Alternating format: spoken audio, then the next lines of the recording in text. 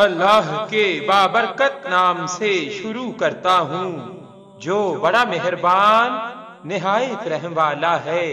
اور درود لا محدود حضور صلی اللہ علیہ وآلہ وسلم کی بارگاہ ناز کے اندر، بارگاہ پروقار کے اندر ہدیتن، عقیدتن، محبتن، نذرانتن، تحفتن، مودتن، ادبن پیش کرنے کے بعد درود شریف اور محمود غزنوی رحمت اللہ تعالی علیہ بے وضو درود شریف پڑھنا ادب کے خلاف ہے۔ سلطان محمود غزنوی رحمت اللہ تعالی علیہ روزانہ قصیدہ بردہ شریف بطور وظیفہ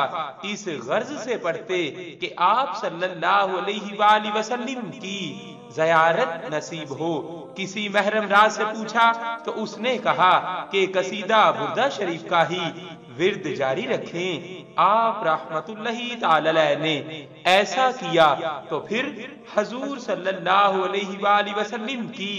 زیارت سے شرف یاب ہوئے۔ آپ ہمیشہ باوضو رہتے اور اس میں پاک محمد صلی اللہ علیہ وآلہ وسلم کبھی بے وضو نہ لیتے۔ آپ رحمت اللہ تعالی علیہ کا ذات نبوت سے عقیدت کا یہ عالم تھا کہ فرماتے تھے شرمم آمد کے بے وضو نام محمد صلی اللہ علیہ وآلہ وسلم بر زبان رانم صلی اللہ علیہ وآلہ وسلم صلی اللہ